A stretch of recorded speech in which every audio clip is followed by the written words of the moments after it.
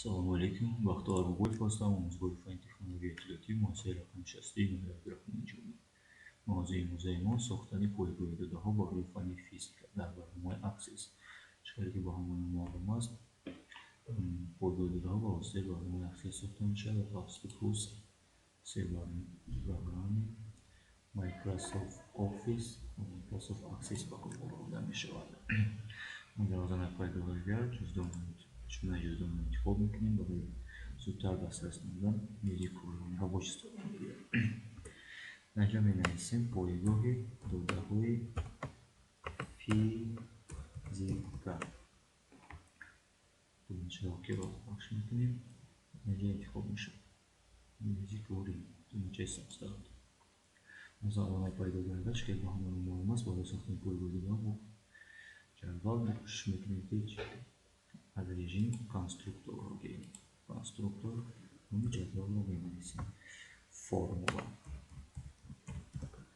برای اون عمل رو اجرا میکنیم که ما میخواهیم که در جدول پایگاه داده‌های ما از زمینی باید باشد رمزی فرمولا، نامی فرمولا و طرز نوشت فرمولا. چقدر که معلوم است چقدر وقتی که گذرد ما اگر خواهیم که فرمولا نوشته خود را تکرار کنیم یکی از قسم نامی فرمولا که نوشته فرمولا باشد باید دارد. کنکور اول که با جدول است ما از تمام آبجکت انتخاب میکنیم جدول می نویسیم خود را توضیح کرده می نویسیم در تبلت رمزی فرمولا z čeho místa navýšti. Nový formula و textový místa و navýšti formula.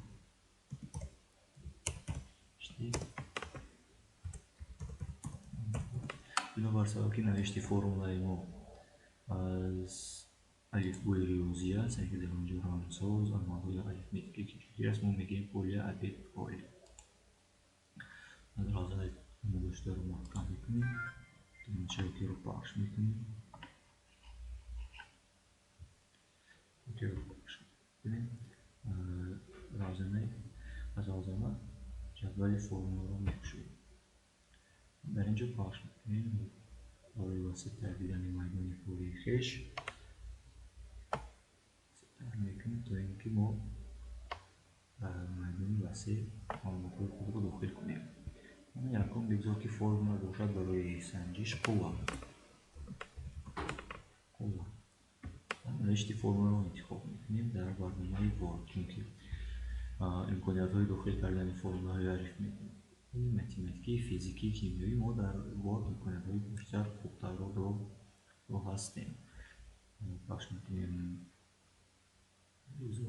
اندازه را کلان میکنیم 38 باشد ستافکا ما همچون گزارش میمونیم فرمولا از اینجا قوه که با ما معلوم است فرمول قوه F برابر یعنی که همچون قوه زبان انگلیسی میکنیم F برابر ماسا ضرب شیتو یعنی که M ضرب شیتو مالیز ضرب انتخاب میکنیم شیتو یعنی A. ما فرمول نوشته رو نسخه برداری میکنیم انتخاب نموده در اندازه 248 گیریم طرف میشد نسخه برداری میکنیم برنامه اکسس رو میکشویم طرف راستی میشد ставить یعنی گذاشتن. فرمونی برنامه ورد برنامه پوسد که приложение Word не удалось запустить конверт Terminals. Означає, що пахне то який загрузить каремки гузаронда шد. Документ Word гузаронда шد формай диалог. داخل میکنیم بگذار فیشار باشد. فیشار فرم رو داخل میکنیم. فرمای فیشار است P برابر یعنی P فیشار در تقسیم یعنی که قوه تقسیم مساحت سطح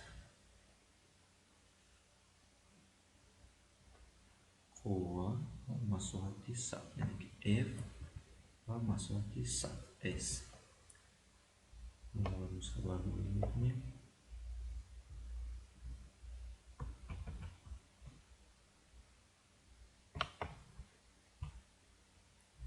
در برنامه اکسس میگذاریم.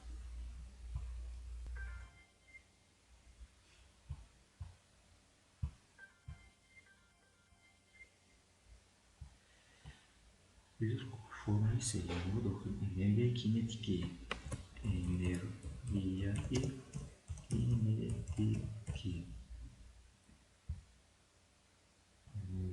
شوی انرژی کینتیکی یعنی که انرژی کینتیکی باش محافظ اشاره کرده می شود و در فرمول باشد داخل می شود ماسه ضربی که ماسه این ضربی سرعت حرکت در کوادرات است. ما رمز کوادرات رو میگیریم و کوادرات در درجه تقسیم دو است. این فرمول رو خطر داشته رو نسخه برداری میکنیم.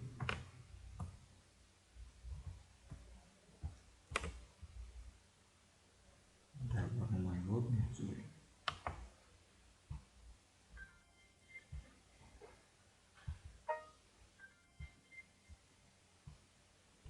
ببین بسیار که ما همچون ویدیو رو نمایش نموده ساخته استودیم و ما کفایه است و شما میتونید در وقت جلوی درس چقدر فرمولی شما پسند است داخل فرهنگی لازم است. و در آدم آماده شده رو محکم میکنیم. میشه یعنی در قبول میکنیم. برای شکل داخل کرده شده چقدر که نمایش داده میشه دیدن خواهیم ما میداریم با شکل یعنی که از روی بهتر شکل فرم رو میگیریم و سازدن یعنی که ساختن فرم با کمک ماستر یعنی ماستر فرم میکشیم که گذرانیده اگه دیلیت پولی میگرد دیلیت پولی ما هم میدون ها رو انتخاب میکنیم رمزی فرم نامی فرم و نوشتی فرم تو ما چه دلیل رو پخش میکنیم من بودم و طرز نمایش دادن او و الان تا برس یعنی در یک ستون در открыть формулу для просмотра и ввода данных. Мемоним ОК. формула ساخته ما در همین شکل نشون داده میشه. پایگاه ما یعنی که نامی فرم این یکم است، نامی فرم کوادر است و نوشتی فرم F برابر M ضرب A. ما اینجا میتونیم از توسط این زیاد کنیم. این دویمش رو ببینیم فشار و سومش رو ببینیم انرژی کینتیکی. این بود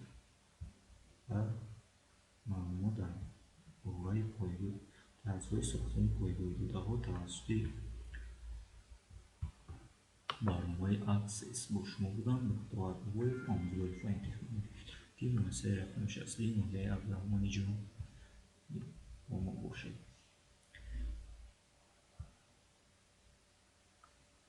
سلامت باشید.